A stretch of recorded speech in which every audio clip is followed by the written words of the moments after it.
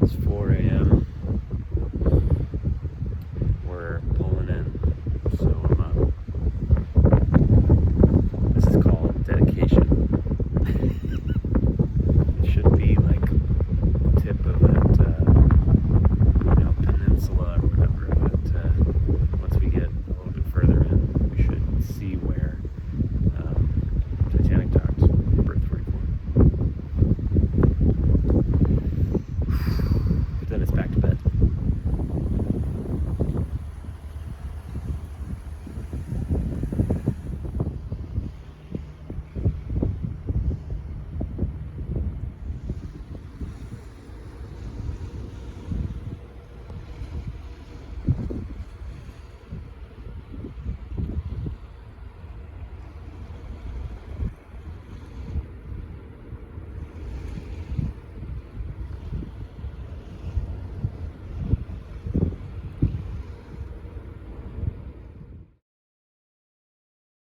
Hi there, folks. James Penca back one last time. It is day 15. It is episode 10, and we are in Southampton after a crazy and incredible 2 weeks. So let's dive right in. Here is what happened on day 15 of our transatlantic voyage to Southampton. So you've already seen what I did this morning, very, very early in the morning. That last clip you saw was berth 44, the very berth where Titanic was docked. We passed it very early this morning. It was hard to see it being so early, but it is almost time for us to depart on our next adventure, and we are going to go by it again, but this time in the daytime. So I'm about to head up. I'm getting ready for a dinner. But I'm going to run upstairs and make sure I catch the berth as we go by again. But first, let's go through everything else that happened since those clips I recorded this morning. So I got off the ship as soon as I could. I took a taxi to Oxford Street. I didn't want to take any chances, try walking there and wasting valuable time. So I took a taxi directly to Oxford Street. First thing I came upon as I walked down the street was, of course, the Sailor's Home. The Sailor's Home is a pretty legendary building, at least in our community of Titanic people. This was where sailors would stay. Sailors that didn't have homes in Southampton, they would stay there, and many of Titanic's crew, their last night spent on land was spent in the Sailor's Home on Oxford Street. In fact, they estimate that between 1909 and 1969, over 2 million sailors stayed in that building. Next up on our little tour of Oxford Street is a place I was looking forward to going quite a bit, which is surprising given my taste for alcohol, which does not exist. But that is the Grapes Pub. The Grapes Pub is a staple of Oxford Street. It's been there for generations. Many sailors have passed through the Grapes before heading off on their adventures. But you have probably heard of the Grapes Pub because one of Titanic's most told stories began at the Grapes Pub, and that is the story of the Slade brothers. The Slade brothers story, if it has somehow avoided you, is the story of 3 brothers and 2 other gentlemen who were all crewmen aboard Titanic, or at least they were supposed to be. They had signed up to be crew earlier in the day down on the berth, but being the later watch, they were able to go into town, have a drink, quite a few drinks apparently, and then head back before departure. But while sitting in the Grapes Pub, they realized that they were running a bit late, so they began their journey to the dock, which really should only be a couple minutes away, maybe a 10-minute walk at the most. But as the story goes, they were walking down the street, and a train came by and cut them off. And the Slade brothers, one of the brothers, yelled to hold back, to let the train pass. But the other 2 gentlemen, they kept going, and they made it past the train. And by the time this long, slow train had finally passed and the Slade brothers ran up to Titanic, the gangways were already being lowered, and the officers would not let them board. There were men, reserves already on board, ready and willing to take their place. And in Southampton at this time, with the coal shortage, with unemployment being what it was in Southampton, thousands and thousands of people were unemployed in 1912 in Southampton. This would have been a very, very unfortunate circumstance that these all three brothers from one family all missed one of the only ships going out.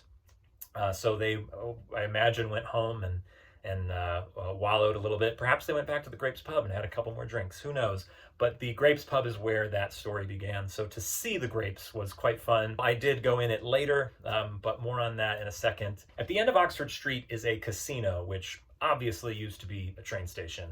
It used to be Terminus Station, and in fact, the area behind the station where trains would have come and gone, the glass awning structure is still there. It is now a parking lot underneath, but the building is still there. It looks roughly like it did back in 1912. This would have been a station that the passengers that were traveling from Waterloo Station in London to Southampton to board Titanic, they would have passed through the station and continued down the tracks to berth 44 to pull up right alongside Titanic. So the journey from train to ship would have been just a few feet. But that station is still there. And in fact, the track that, to the best of my knowledge, the track that would have led down to Titanic is still there. Not much in use these days, of course. Many people describe this crossing as the crossing that the Slade brothers got cut off from joining Titanic. But if you look at a map, that doesn't seem to make sense. In my brain, there is a crossing further down. That is the crossing that they spoke of. Why they would go out of the Grapes pub, take a right off of Oxford Street, and then take a left and head past the station. It doesn't make sense to me, but perhaps somebody with an old map of Southampton can figure that out. But the tracks are still there. The station is still there. Very cool to see. Directly next to the train station, now a casino, is the old Southwestern Hotel, now called the Southwestern House. It's an apartment building, I assume, but it used to be a very glamorous hotel, opened in the mid-1800s. The likes of Bruce Ismay, Thomas Andrews, the Countess of Rothes, they stayed there the night before departing Southampton. So that hotel, a beautiful building. It's a very, very recognizable building if you've ever seen photos of Southampton. Wish I could have gone inside. I tried. I could not get in. And just a short walk away from the hotel is a plaque. Now, this plaque apparently used to sit on berth 44 itself, but now it's been moved because berth 44 is not public. It's not somewhere that people can go. So it's been moved up to near the park there. So it's sort of inaccurate in multiple ways, in that this is not the spot that Titanic departed from, but also the plaque says berth 43, which is not the berth. It is berth 44. But still cool to see. That plaque's been there for quite a while. Yeah, it's a plaque. And just about 5 minutes from that plaque is berth 44 itself, where Titanic was once tied to. I couldn't get in. I walked up to the gate. It's now called Dock Gate 4, I think. I went up to the guard and I said, "So, this berth up here where Titanic was once staying." And before I could say anything, he said no. I considered slipping a couple euros his way, but I didn't get the vibe that he'd be up for that. Next up was the Southampton Maritime Museum, which they have a lovely Titanic exhibit. They do have other exhibits, but their Titanic exhibit, of course, is quite large. Obviously, the big headliner, the showcase item of this museum has to be Honor and Glory Crowning Time. Now, this is not Titanic's Honor and Glory Crowning Time. Of course, this is Olympics, but it would have looked identical. The Honor and Glory Crowning Time clock is iconic. It's, of course, iconic because of the movie, but it's just sort of the heart of Titanic. It always has been, even before the movie. It's in Adventure Out of Time very prominently, and of course, our video game, Titanic Honor and Glory, is of course named after Honor and Glory Crowning Time. So seeing the real thing, seeing how big it is. The craftsmanship that went into making something as simple as a clock. Really, you don't get that very much these days. You can walk all over this ship, which is 100,000 tons heavier than Titanic, and you won't find anything as meaningful and beautiful as Honor and Glory Crowning Time. So seeing it in person, quite special. Aside from the iconic clock, I did see a couple other things I loved. Probably my favorite artifact was a discharge booklet that belonged to one of Titanic's stewards. This was, all sailors had to have one. This is part of the paperwork of being a sailor. And there is a column in this book for what date you left a ship and what city you disembarked. And as you can see, April 15th, 1912, at sea. Just the reality of that, just the that guy had to write that in there. He had to write down that he lost his job at sea. And to encapsulate everything that happened to this man and to the 2,200 people aboard Titanic, to encapsulate all of that, a historic event that will never be forgotten, a historic event we will never know everything about, to encapsulate all of that in At Sea just blows my mind. Last thing about the museum that I absolutely loved, there was a room where on the floor was a big map of Southampton, and there was a red dot for every crewman that had an address in Southampton. Every crewman had to write their most recent address when they signed on, and so we have a record of their addresses, and boom, there they are on the floor. And this is why museums are so great. You get to see Titanic and whatever the topic is in a way that you could never see in a book. But to see all the red dots, to see how many people were on Titanic, and God, these neighborhoods were just decimated when Titanic sank. And let's not forget that some of these dots had brothers, had fathers and sons. The sailor's home only gets one dot, and there were countless people on Titanic who listed the sailor's home as their last address. Just incredible. That Southampton Museum, they absolutely nailed it. After the museum, I went on a bit of a memorial tour, Titanic memorial tour. There's a few Titanic memorials scattered about Southampton, and I try to hit all three, I believe there are. So first stop was the Church of Holyrood. Not sure if I'm saying that correctly. This church built in 1320. It's an extremely old church. Being from America, nothing is that old. Our country is not that old. Inside the church is a memorial fountain, which originally was placed somewhere else, but it was moved to this church, and it is a memorial for the crew. And the fountain itself is inscribed, and it reads, "This memorial fountain was erected in memory of the crew, stewards, sailors, and firemen who lost their lives in the SS Titanic disaster, April 15th, 1912. It was subscribed for by the widows, mothers, and friends of the crew."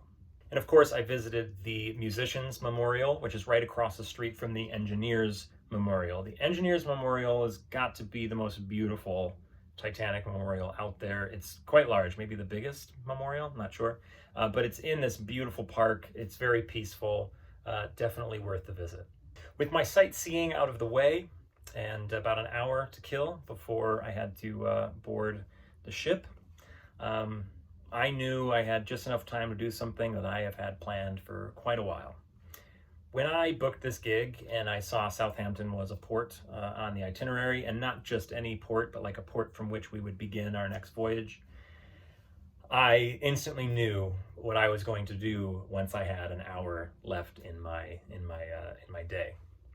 And that was, despite the fact that I do not like alcohol in any way, I've just never had a taste for it, I was going to go to the Grapes pub, and like many sailors before me, I was going to have a pint. sheer amount of sailors who have passed through this pub before boarding their ships. It's what some sailors would call a first and last chance. It's your first chance to have a drink after a long voyage, and it's your last chance to have a drink before another long voyage. And so, like the Slade brothers, like many of Titanic's crew, it was my last chance. So I went to the Grapes pub. I got a pint. It was way too much for me because I don't drink, but I drank most of it. And I sat in the Grapes by myself, and I just sort of soaked it in. And it was a lovely experience. I don't particularly care for beer, but it was the best beer I've ever had, and I will cherish that pint and that 30 minutes that I sat there for a very long time. It was my favorite moment of this entire transatlantic voyage. So I had my beer, and then I decided to do the other half of my plan, which was to run from the Grapes to as close to berth 44 as I could possibly get, which sadly was only a short 5-minute run away. But I just thought, get a little bit of the Slade brothers experience. I'm glad I did it because it really showed me how far the Grapes pub is from the berth 44 is not close to that gate. So they had quite a bit more to go than I did.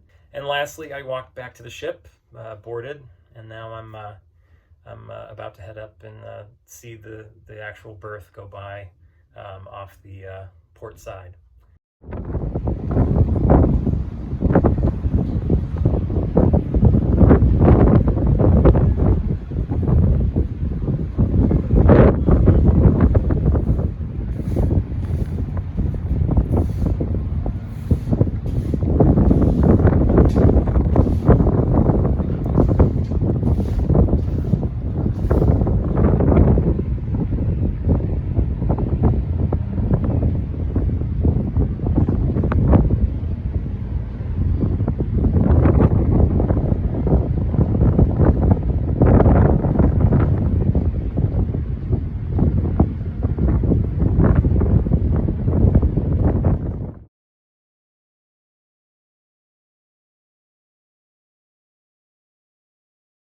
Hi there, folks. As you can see, Southampton is disappearing off in the distance. We are sailing down the very same deep water channel that Titanic once sailed down. But this sort of marks the end of it. This is the end of an incredible 15 days, an incredible cruise. Visited every spot that I could possibly want to visit, except for Cherbourg, of course. It was a magical time. Halifax was wonderful. Even our New York departure was perfect weather, just like now. Belfast was as amazing as Belfast could possibly be. Cobh is the most beautiful place I've ever been in my life. So it's been great, and I just want to thank you for watching and for kind of sticking around with me through this, because I kind of visited all these places by myself. The rest of the cast and crew of this ship not as interested as I was. So I kind of was off seeing these places by myself, but knowing that you guys were going to watch this later sort of made it a little bit more fun for me, a little more worth it. So signing off for the last time from this wonderful cruise ship. Thanks for watching, and I'll see you all soon.